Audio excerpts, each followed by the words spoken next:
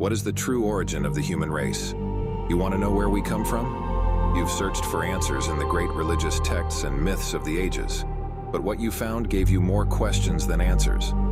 How can all these religions claim to be the one true religion? How do you know who is right? How do you know what can be known? Especially when the same myths and symbols appear all over the world, throughout all of history. How do you explain the seemingly incompatible explanations of the creation of humankind?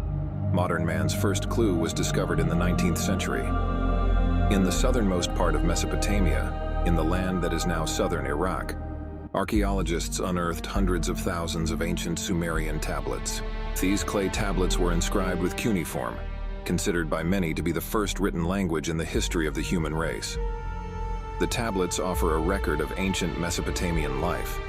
They cover everything from business transactions, royal histories, and myths.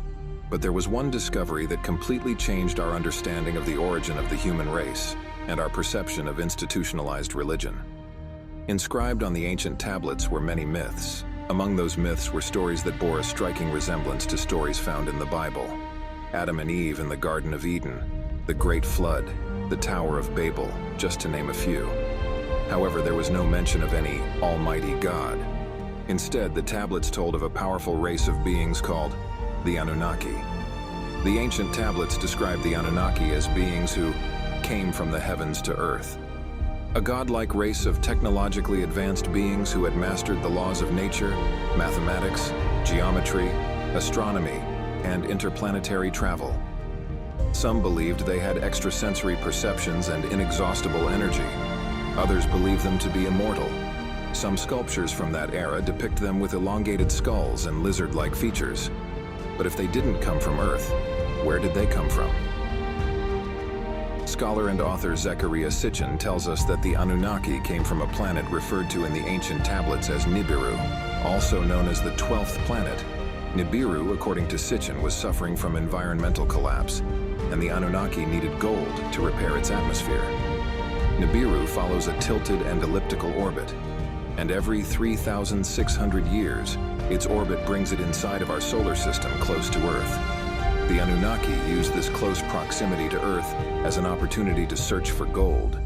It is believed that 500,000 years ago, during Nibiru's close orbit, the Anunnaki arrived on Earth. When they arrived, they discovered Earth was populated by primitive upright walking apes. Today, we call this species of humans Homo erectus.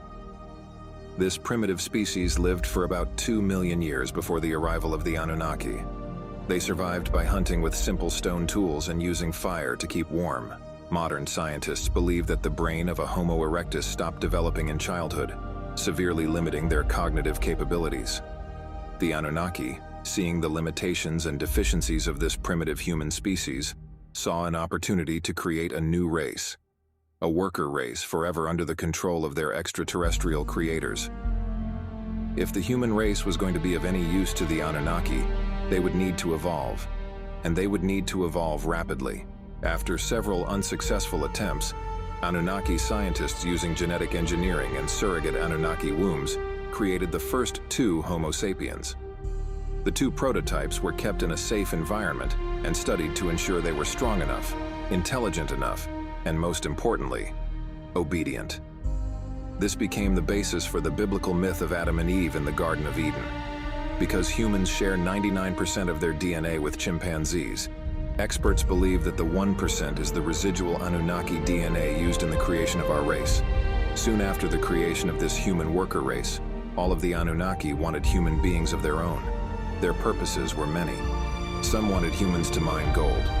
Some wanted them to work as farmers, and others even mated with them. There were giants in the earth in those days, and also after that, when the sons of God came in unto the daughters of men, and they bare children to them, the same became mighty men which were of old, men of renown. Genesis chapter 6, verse 4. Some believe the race known as Nephilim in the Old Testament are the result of interbreeding between the Anunnaki men and human women. A race of beings, gigantic in size and incredibly strong. Some of the Nephilim were said to have had extrasensory and healing powers. The Nephilim bloodlines are believed to run throughout history in the veins of the powerful individuals who have shaped the story of human civilizations. The next part of the story has been lost to time, but some believe that the interbreeding of the Anunnaki and the human race led to conflict amongst the Anunnaki elders. This conflict escalated to a civil war between Anunnaki clans. The war consumed the world, warming the earth until the polar ice caps melted and flooded the world. The basis for the biblical myth of the Great Flood. During the flood, the Anunnaki found refuge in subterranean tunnels, where some believe they still live to this day, while others believe they left Earth and started anew on Mars, keeping their distance from the human race, only appearing occasionally during times of great change to instill wisdom in their creation. Are the Anunnaki controlling our reality, pulling the strings from the shadows? Are their descendants the controlling elite who try to suppress the truth about our extraterrestrial origins? And what will happen when the planet Nibiru returns in 2027?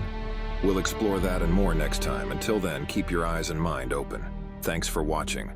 Because the powers that be want to suppress free thinkers at all costs, they will censor me for exposing the systems of manipulation at work. If you want to stay informed and learn the secret knowledge of all ages, please subscribe to my free weekly newsletter. That way we can keep in touch even if they try to deplatform me. Thanks again.